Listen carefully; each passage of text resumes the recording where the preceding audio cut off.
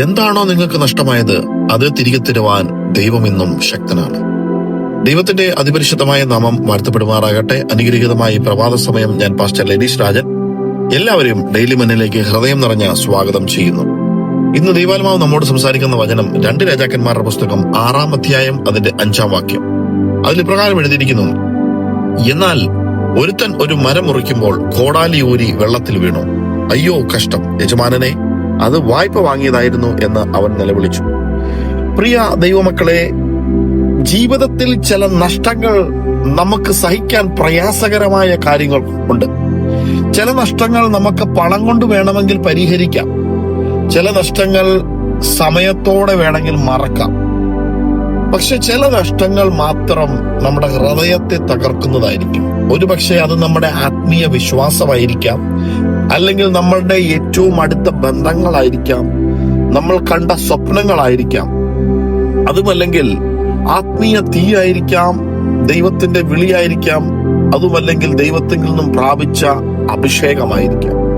അത് നഷ്ടപ്പെട്ടപ്പോൾ ഒരുപക്ഷെ നാം നിശബ്ദമായി ദൈവത്തോട് തന്നെ ചോദിക്കുന്നുണ്ടായിരിക്കാം, ഇനി ഇത് തിരികെ കിട്ടുമോ? ഇനിയും ഇങ്ങനൊരു അവസരം എനിക്ക് കിട്ടുമോ? ഇനിയും ആ കഴിഞ്ഞ നാളുകൾ എന്നിലേക്ക് മടങ്ങി വരുമോ? ഇന്നത്തെ വചനം ഒരു കോടാലിയുടെ കഥയല്ല, നഷ്ടപ്പെട്ടത് തിരികെ നൽകുന്ന ദൈവത്തിന്റെ പ്രവൃത്തിയുടെ കഥയാണ് നാം കേൾക്കാൻ പോകുന്നത്.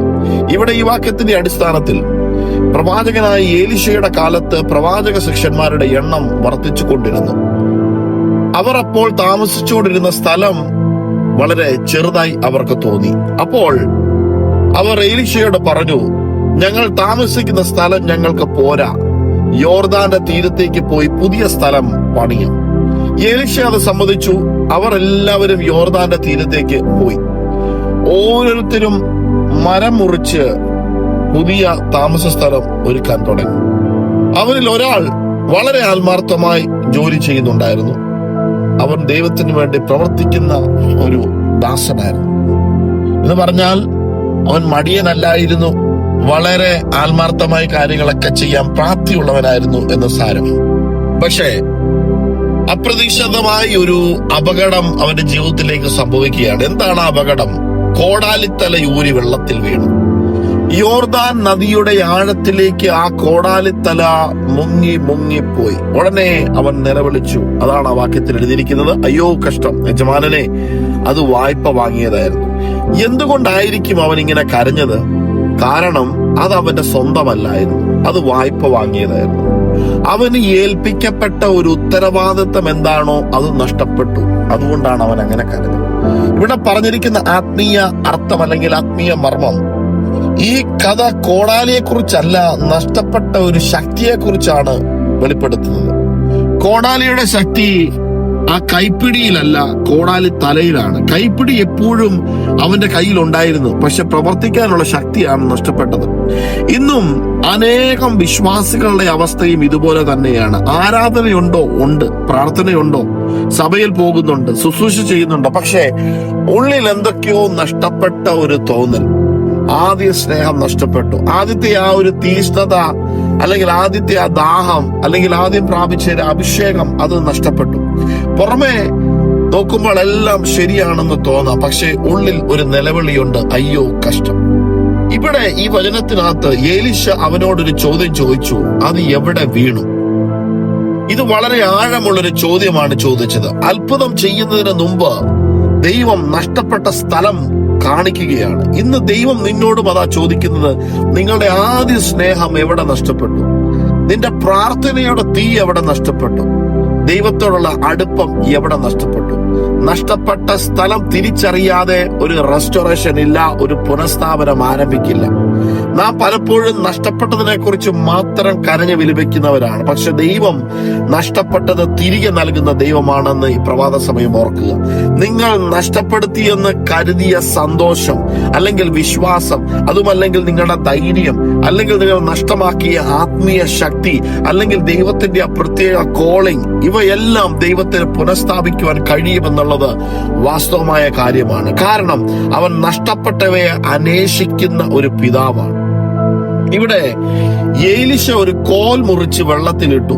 അപ്പോൾ അസാധാരണമായ ഒരു അത്ഭുതമാണ് അവിടെ നടന്നത്. ഇരുമ്പ് പൊങ്ങി വന്നു. സ്വാഭാവികമായി ഇരുമ്പ് പൊങ്ങി വരാറില്ല, അത് വെള്ളത്തിന്റെ ആഴത്തട്ടിലേക്ക് താഴ്ന്നു പോകാറാണുള്ളത്. പക്ഷെ ദൈവത്തിന്റെ ശക്തി ഇടപെട്ടപ്പോൾ, ദൈവത്തിന്റെ ആത്മാവ് പരിവർത്തിച്ചു കഴിഞ്ഞപ്പോൾ മുങ്ങിപ്പോയത് എന്താണോ അത് പൊങ്ങി വരുവാനിടയായി തീരുന്നു. ഇതാണ് ഇന്നത്തെ സന്ദേശം.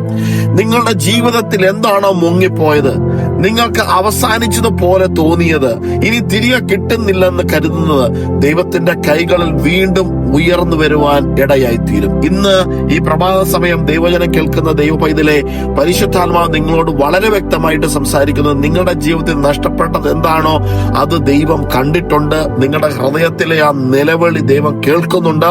നിങ്ങൾ നഷ്ടപ്പെട്ട് കരുതുന്ന നിങ്ങളുടെ ആത്മീയ തീഷ്ണത അത് വീണ്ടും ജ്വലിക്കും. മുങ്ങിപ്പോയ വിശ്വാസം വീണ്ടും ഉയരും. മരിച്ചുപോയ നിങ്ങളുടെ സ്വപ്നങ്ങൾക്ക് വീണ്ടും ജീവൻ ദൈവം നൽകും. നിങ്ങളുടെ ആത്മീയ ശക്തി ദൈവം പുനഃസ്ഥാപിക്കും.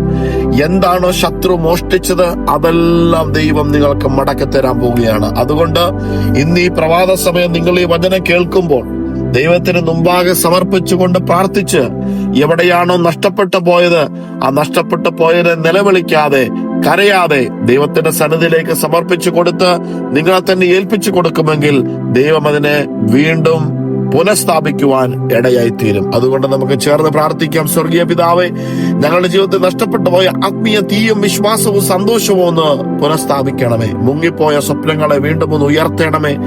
നഷ്ടപ്പെട്ടെന്ന് കരുതുന്ന കാര്യങ്ങളെ നിന്റെ ശക്തിയാൽ ഞങ്ങൾക്കൊന്ന് തിരികെ നൽകണമേ. ഞങ്ങളുടെ ജീവിതം നിന്റെ സാക്ഷ്യത്തിന് അല്ലെങ്കിൽ നിന്റെ മഹത്വത്തിന് ഒരു സാക്ഷ്യമായി മാറട്ടെ എന്ന് ഞങ്ങൾ ഒരുമിച്ച് പ്രാർത്ഥിക്കും. പ്രാർത്ഥന കേട്ടതിനായി സ്തോത്രം. യേശുക്രിസ്തുവിന്റെ അധികാരമുള്ള നാമത്തിൽ തന്നെ ആമേൻ, ആമേൻ, ആമേൻ. ഇതുവരെ വചനം ശ്രമിച്ച എല്ലാവരെയും ദൈവം ധാരാളമായി അനുഗ്രഹിക്കട്ടെ. Have A blessed day. God bless you.